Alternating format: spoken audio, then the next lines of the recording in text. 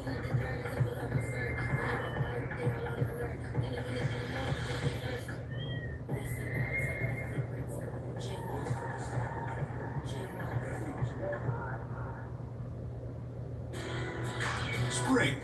the unofficial new year for tool people.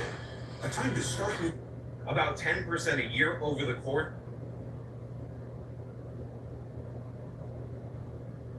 I went from making 120,000 a month just on Twitch. Then it just slowly started to decline from like 60 to 40 grand a month, then 20 grand a month, then 10 grand a month, and then I had a month where I made 2 grand a month. My rent was like 5,000 a month at the time. I would go shopping or like buy food or whatever. I was losing like 10 to 20 grand a month. So I was noticing a decline in my bank like really quick. So one of the craziest trends that's getting a lot of attention as of late are all these different various influencers that hit it big at one point in their life, and now they're completely flat broke because they absolutely did not save a dime of the money that they were earning, because they fell into the fallacy of believing that that high income amount that they were getting each and every month was going to last forever, and they did not plan for the future. And a perfect example of this is the stable Ronaldo guy that I opened this particular video with, who said at one point in time his income had risen to the point where he was making $120,000, not a year, but a month. We're talking 6 figures a month, and he did so for about a year, and now he's completely broke because his income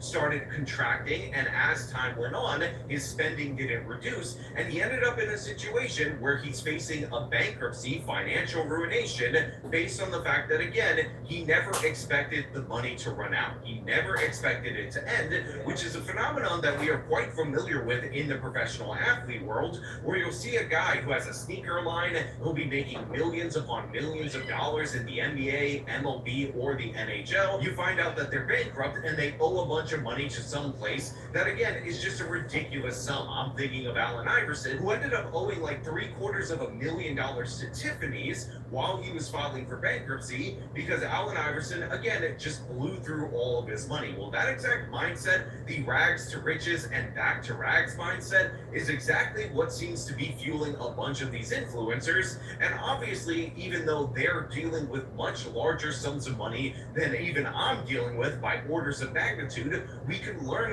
lessons from them, because essentially this is like the lottery winner phenomenon playing out in front of us, the professional athlete phenomenon. It's just a different aspect of that particular thing. And so we're going to get into this. We are going to break this down. But before we do, I want to thank everybody who supports this channel via actualjusticewarrior.com/join. Give me the money. Give me the money. Okay? So how much are you rolling in on OnlyFans? Drop it. Drop it. Like the first, so I started in May 2021. Did you do like a hard launch? Yeah. Yeah. Yep. Until like October, this past October, I would make like 100 to 150K a month. And then I made it a TikTok. So you guys know Anna Paul, obviously. Yes. So she made this TikTok of her like filming a day in her life as an OnlyFans creator, and she started it off with like, so I'm a sex worker. And I was like, oh, that's like great. Like probably that had so many views. I don't want to do that. So I made like a vlog, like, and I started it off with that, and I vlogged like me getting ready for my OnlyFans shoot, and it did so well, like in October, this past October. So now it's like 350 a month. It's insane. Are you serious? What do you? Well, I guess you go to your sales concerts. What else do you do with all this fucking money? So the numbers that we're dealing with these individuals are absolutely insane. That girl was just saying that she was making $350,000 a month, and now at this moment in time, she's broke. And by the way, on her path to going broke, she decided that she was going to make a dramatic announcement, but put it behind a $15 paywall, because she needed to pay her mortgage so badly at one point in time, despite the fact that she was making $350K a month just a short time prior to this, that she needed to monitor monetize her going broke to her audience, again, in order to maintain her lifestyle. And by the way, the lifestyle maintenance is one of the absolute core features of these rags to riches and back to rag stories, because this girl obviously blew through an enormous amount of money, more money than many of us will see in our entire lives. And to be clear for you guys out there in the audience, I'm doing great. I'm doing wonderfully, but I am not doing 6 figures a month. Nowhere close to that, nowhere close to half of that, but I'm very comfortable. And by the way, my wife works as an attorney in the city of New York, so she makes a good income as well. So obviously, I'm not saying that I'm like this broke person in comparison, thumbing my nose at these wealthy people. What I'm pointing out is that these people are way worse at managing significantly larger sums of money. And the thing is, when you make more income, it can be more forgiving, but not if you have this absolutely terrible mindset. Because this girl who's pulling in $350K a month, that meant she was making at one point in time $4.2 million a year. Now, of course, she lives in Los Angeles, and I'm going to assume, even though this can't possibly be true, although it could be, who knows, these people are absolute idiots, that she used an accountant at some point in time to reduce her business expenses so her net income would actually be lower than this, so she didn't lose 50% of it in taxes in the city of Los Angeles and in the state of California. But let's just, for the sake of argument, say that she did. She ended up with $2.1 million in take home, because even with that amount of money, this girl should have never went broke at any point in the future at all whatsoever if she would have just invested it well. Because an S&P 500 index fund, and you'll hear me talk about this a lot, which are low cost funds that you can open up with like a Fidelity or a Schwab or a Vanguard, returns on average about 10% a year over the course of the last 100 years. In recent years, by the way, these funds have been returning like 14% a year, some of them 17% a year, but we're just going to take the 100-year average of 10%. You put $1 million of that in there, you have $1.1 million to try to stretch, which I know would be difficult for many of these influencers, and that money in a single year will earn $100,000 in interest at a 10% rate of return that a normal, average, everyday person could absolutely live off of. But if you don't touch it for 10 years, then that money will end up turning into about $2.7 million, again, just from putting it in index funds. And then again, if you let it go for even longer, it will compound even more. And essentially, you can live off the interest, live off the dividends. You should be living off of less than that. And then the money will compound over and over again. And each and every year, you will be entitled to more in case your income runs out. But the fact is, this girl likely took home after taxes at least $2 million, assuming she was smart enough to save money for her taxes and pay her taxes on time, and she still went broke. And part of the reason why is because, of course, she bought the LA mansion. Of course, she bought a fancy apartment in New York City. Again, 2 of the most expensive places to live, buying expensive real estate. But again, she thought it was never going to end, so she didn't invest anything. She didn't save anything. So what do we see as a result when that money starts to go down? Which, by the way, she ends up blaming on TikTok, not allowing her to directly link to her OnlyFans, rather than the normal ebbs and flows of this kind of industry, where you're up and you're popular for a certain period of time, only for your popularity to obviously decline, just in the same way that it rose to such prominence in a short period of time. Let's head into downtown and get coffee and pop into shops, but not actually buy anything because I'm broke these days. Y'all guessed it. Someone commented on my video the other day and she was like, I sense a recession. I was like, you are absolutely right, girly pop. TikTok doesn't allow me to put my left link in my bio anymore, so I am now broke. I bet a lot of people are going to be pleased to hear that. I am not pleased. I've been dying to go in this store. Okay, I need breakfast and a fat check. I kept walking by this art gallery last night while I was wine drunk. I have to go in now. Annual was active, intelligent as control. Are you LLC curious? Wondering, is it time to make my business official? With Busy, forming your LLC is simple, fast, and starts at $0. You just pay the state fee. No confusing jargon, no hidden fees. Just your dream one step closer to reality. So, what are you waiting for? Satisfy your curiosity, because you're not just curious, you're LLC ready. Visit busy.com and learn more today. Annual inflation report just dropped, and it is not looking good. Everything is more expensive almost everywhere. So yeah, now this girl who used to make $350,000 a month, again, more than people will make in any given year outside of maybe selling their home at some point in time, plus their salary during the course of their life. And now she's making videos about how she has to go to the coffee shop, look at other people ordering coffee because she can't afford it. Then she ends up going to these stores, look at other people buying stuff, do window shopping because, again, she can't afford it. And she wants you to feel sympathetic for her because, again, TikTok allegedly is the thing that screwed her over, even though, again, her sponsorships also dried up. And in addition to that, if you go to her YouTube channel, while she has a respectable 170,000 subscribers, her views are absolutely pitiful, which is obviously, as a YouTuber myself, not generating any income. I can't. I'm gonna do the math right now for the 5 shows that I've been to so far because it's atrocious. It's honestly embarrassing. Before I do this though, I need y'all to shut the I don't want to be judged.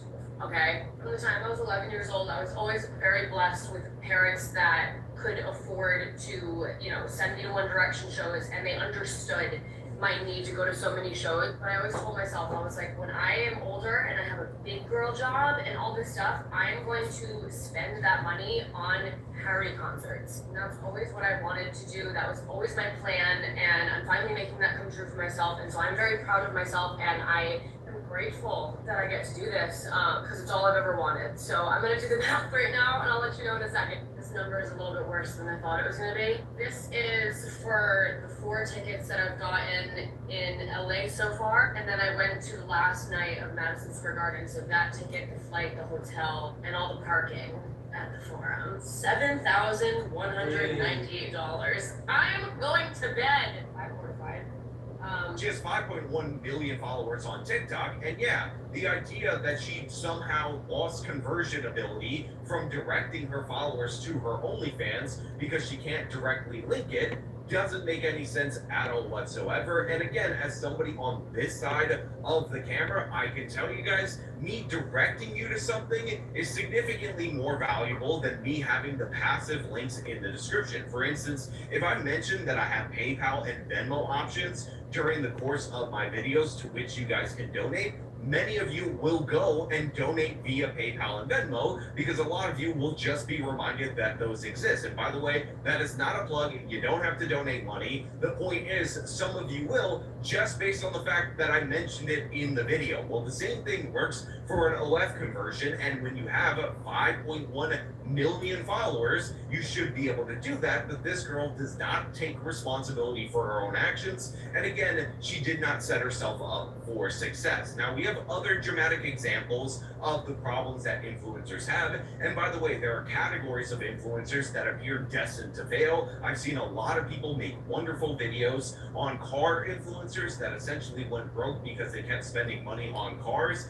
and because people want more and more and more dramatic stories, they always up the ante, so they end up owing all this money in taxes, and they're spending all this money on registration and insurance for all these vehicles, even though, again, it's just an unsustainable business model. You keep putting more money in, and you're getting diminishing returns, and you should cut your losses, and that's why a lot of these different car influencers are also going bankrupt at this moment in time. But there's also the lifestyle inflation. There's also the LA mindset, because a lot of influencers will leave their hometown, they'll go to LA for the opportunities, but rather than live frugally in Los Angeles or save huge chunks of what they make or invest huge chunks of what they make, they end up just inflating their lifestyle in order to match their friends, not realizing that all of these influencers that they're friends with are on the same trajectory, going to be broke in just a little bit of time due to the fact that they can't control their spending. Did y'all see that video of that girl asking how all the OG influencers were making $30,000 to $50,000 a month and now they're broke and e-bagging on TikTok?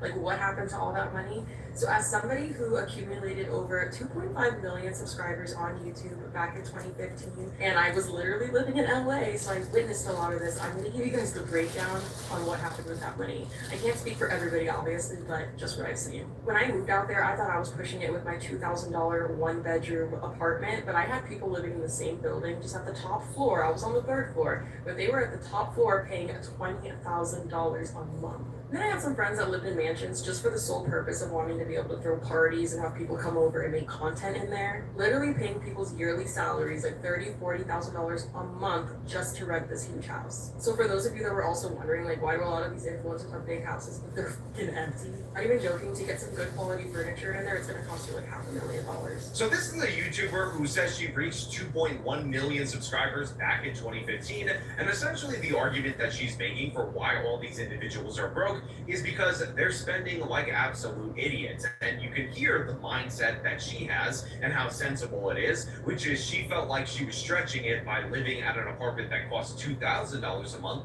That was a 1-bedroom. But the thing is, other YouTubers in the building were renting the penthouse for $20 to $30K a month. And again, this is while they were pulling in like $50K or $60K, and they thought it was never going to end. And just on taxes alone, like what you're going to spend on that in the state of California, that's absolutely crazy. That's madness. Obviously, you're setting yourself up for failure. And while yes, you can write off a certain portion of your expenses as a business owner, which content creators are technically classified as, the fact is you're still wasting money that you would be much better off paying taxes on now and investing in a Roth IRA or in a regular ordinary retirement or in a regular ordinary brokerage account in order to make sure that that wealth actually lasts you for the rest of your life. And the hope, by the way, is that it would last for your children's life when you actually end up starting a family. But these guys, burning through it all. And again, I love this woman's mindset. She is very similar in her thought process to me. I've told you guys this before, but I'll say it again.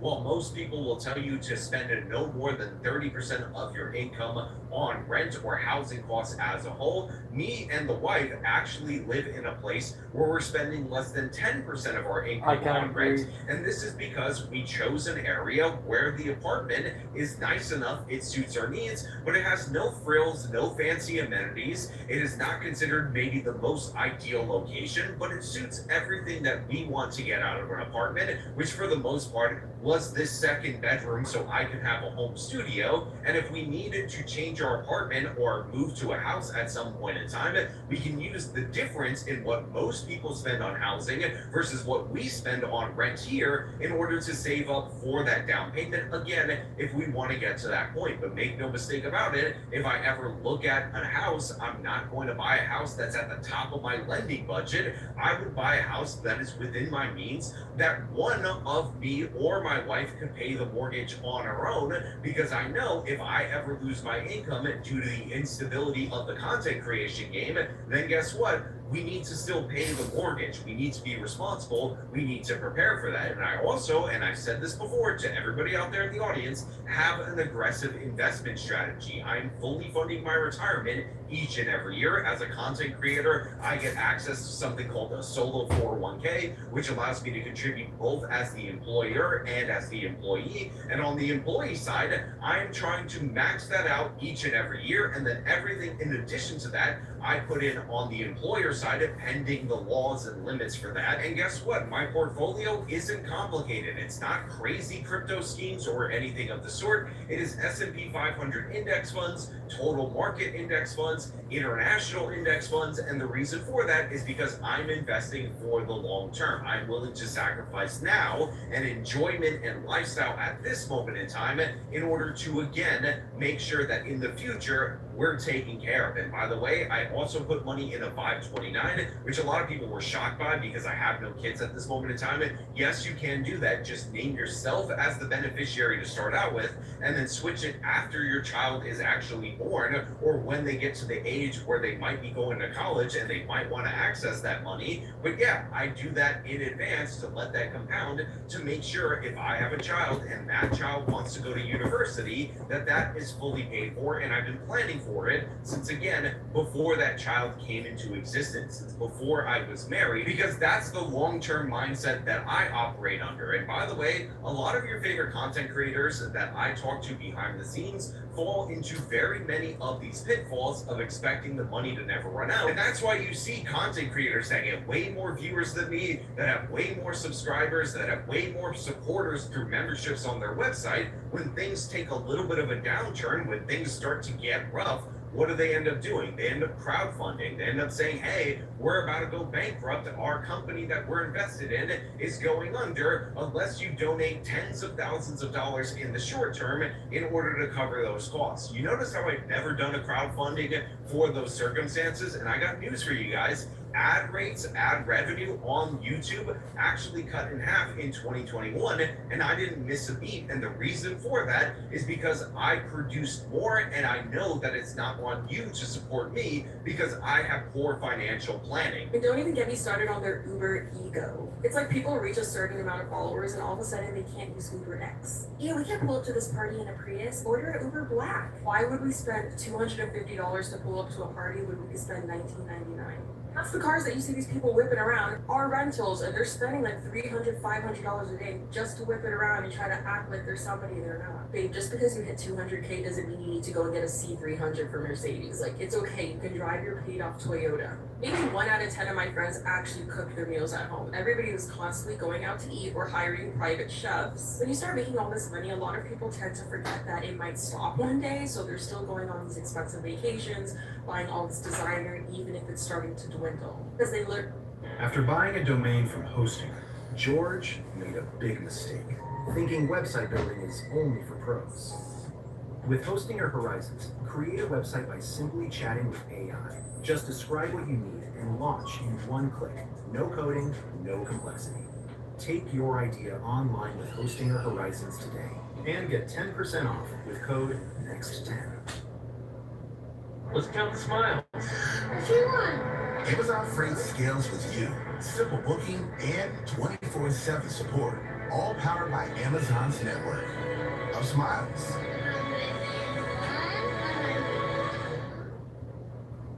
Because they literally got used to that lifestyle. Girl, when I tell you the second I had enough money to buy a property, I bought one. I could only tell so many story times and do so many get ready with me before people lose interest, okay? I had to be realistic about it. Now, there's another thing that this woman brought up that I also think is absolutely crucial, which of course is cars. Cars. Now, we've talked about cars a number of times on this channel because my Honda Accord that was fully paid off ended up getting stolen and I had to get a new car. It's a whole thing. I was at a car dealership on January 6th. That's my alibi. Where were you on January 6th? I was at a car dealership trying to buy a car when the car dealer tried to tell me that frame damage wasn't serious damage, and even though I was angry, I didn't realize the level of damage.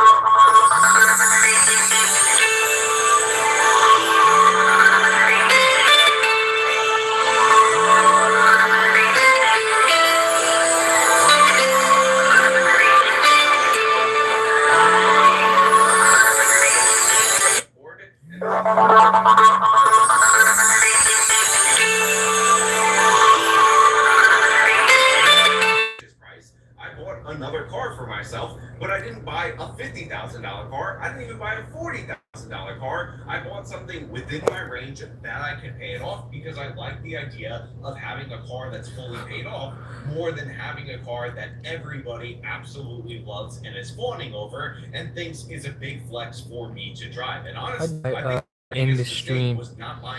How do I end the stream? If I want to have a family in the future, I want to have room for that family in the vehicle. And by the way, the car how do I end the stream? Sedan, so a bit of an error on my part. But the thing is, these people buy $100,000 cars, and you know how many times I've seen that